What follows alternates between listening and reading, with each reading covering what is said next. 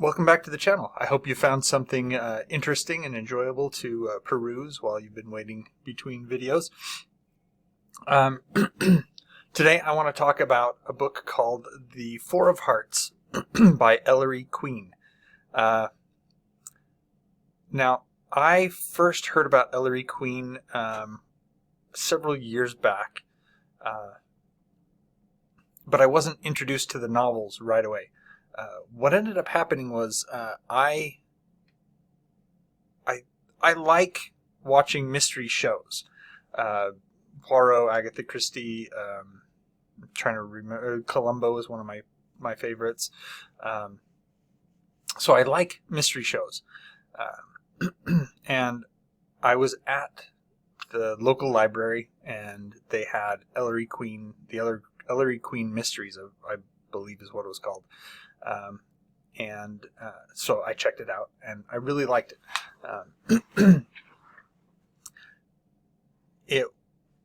It was different. It was quite different in construction from other mystery shows that I'd seen in the past.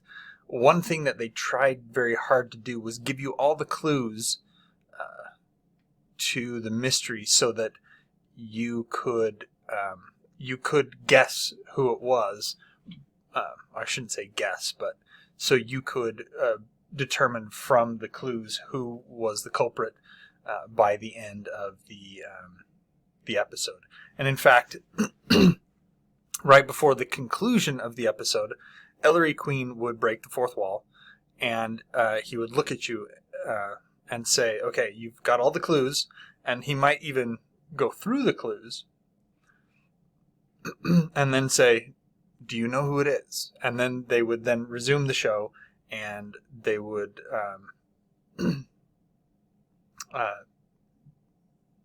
at that point you would try to figure out whether or not you, from those clues, came to the same conclusion that was given at the end of there. So it was quite interesting, quite different. And in fact, the books are the initial books are the same way. They have that same kind of now you have all the clues. Can you figure it out?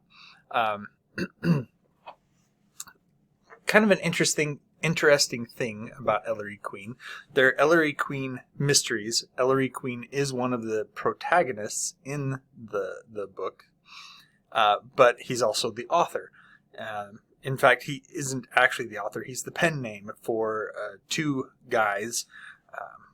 They are called, I'm trying to remember what their names are, Frederick Dene and Manfred Bennington Lee. They came up with, apparently they wrote a mystery story together that won a prize and was going to be published, but the magazine or whatever that was running the contest, they actually went bankrupt, and so they then later published it under a different publisher. But anyway, so quite interesting. The Four of Hearts here, it does follow the same kind of format where, in my opinion, I feel that they give you enough information that you can figure out from the clues given who the culprit is and their motivation behind it and everything.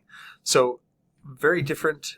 I've read a lot of Agatha Christie and stuff, and the number of times that Hercule Poirot brings out some clue at the last minute that you didn't know about. I like Agatha Christie. I like the Hercule Poirot series, but the fact that they have these little things hidden away that you didn't know about, so there's a twist at the end that you didn't see coming, and because of that twist, there's no way you could have figured out who the culprit was. These are very different from that. They're very straightforward in laying out the case, And so if you are paying attention, you can figure out who did it at the end. For instance, in the Four of Hearts, I didn't get all the culprits, but in the construction of the solution, I figured out where I was not missing things, but where I didn't make the connection. So the connection was there, it was in the book, but I may have glossed over it, that kind of thing. So anyway, let's go back to the beginning. So Ellery Queen, this is not the first book in the Ellery Queen series. The first book in the Ellery Queen series is The Roman Hat. Let's see.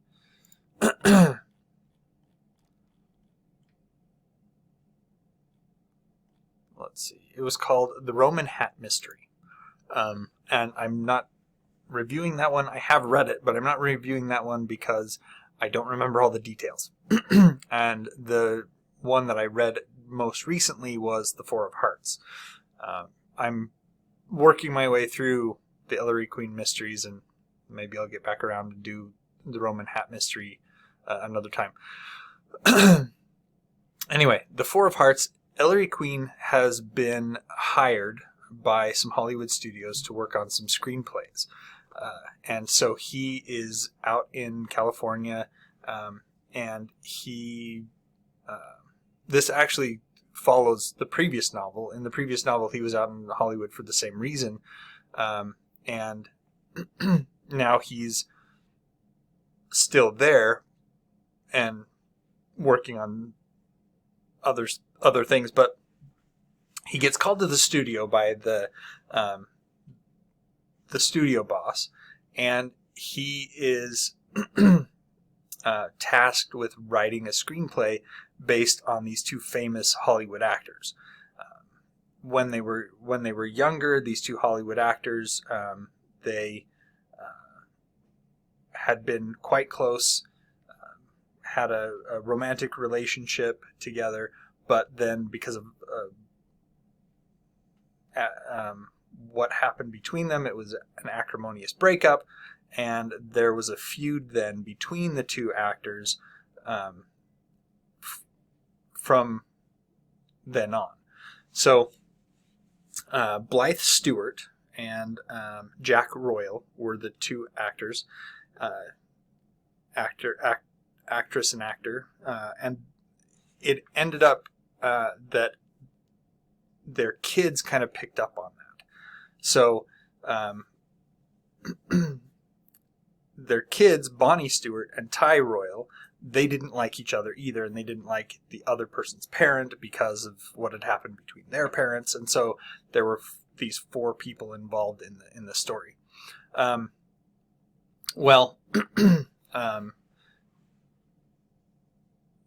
The studio boss, his name is Jacques Butcher. Boucher, who knows? Butcher is how it's spelled, but he is Jacques, the French Jack rather than the English. Anyway, Ellery gets called in to start writing a biopic on their lives, on Blythe Stewart and Jack Royal. And lo and behold, to everyone's surprise, Jack and Blythe, who've had this feud since they were younger, before they had kids and everything, since before, they've had this feud for 20 plus years. They agree to go along with this, to play themselves in the movie, and what ends up surprising people even more is they bury the hatchet and decide to get married. I mean, they were once a romantically linked couple, and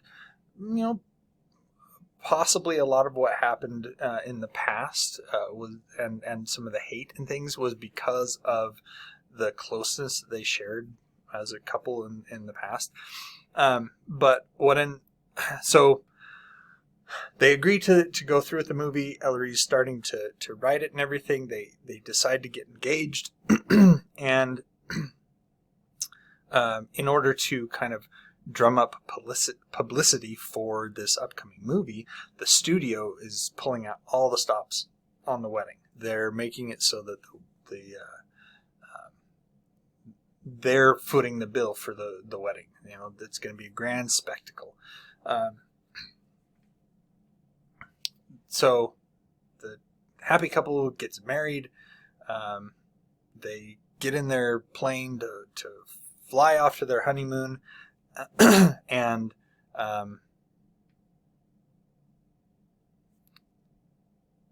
they are later found dead.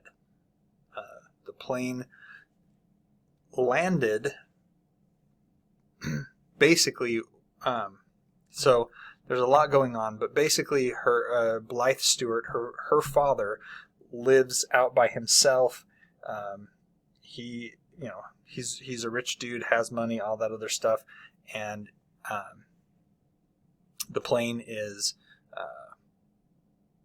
found basically by his house.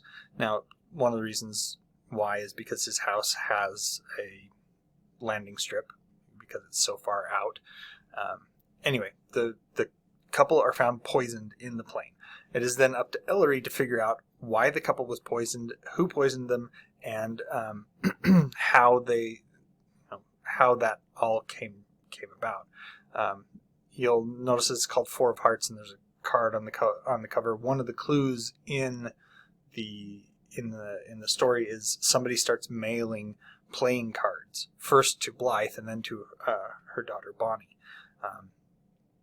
And there's a numerology kind of tarot-ish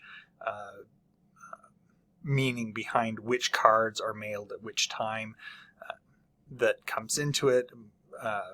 And there's a lot going on. I like the Ellery Queen novels. I find them to be easy to read.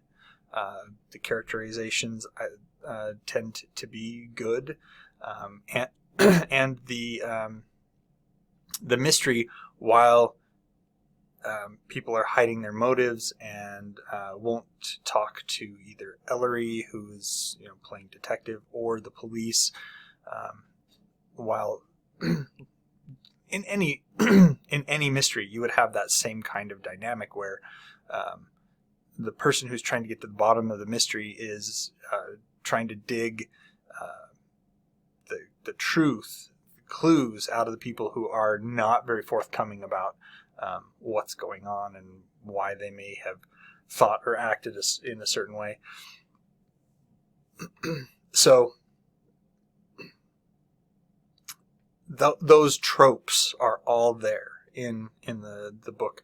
However, like I said, if you are paying attention and you are thinking about the connections between the clues, you actually have the ability to solve the mystery by the end. It's not like I said, I know that sometimes with the Hercule Poirot novels that he'll come out, he has everybody sitting down, they're all doing their thing, and he's wrapping up the case, and he says, "And I found this clue," and you're like, when did you look for that?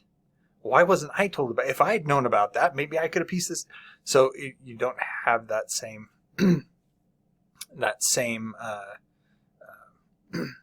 disadvantage, if you will. So if you're interested in murder mysteries and you're interested in ones where you can find the culprit yourself based on the clues and evidence given, you might want to try some Ellery Queen. Four of Hearts is a good one. You don't necessarily need to read them in any particular order. They're pretty much standalones. So reading the Four of Hearts, you don't necessarily have to have read The Devil to Pay, although if you do read that, there are some recurring characters. There's I shouldn't say some. There's one recurring character. No. I'm trying to think now. I do know there's at least one recurring character, and that's the detective, the actual police detective that gets involved in the case because he was in the previous one. But anyway, that's the Four of Hearts. Just a brief discussion. Let me know if you've read this one, if you've read some other Ellery Queens. If you're interested in more of these, let me know as well.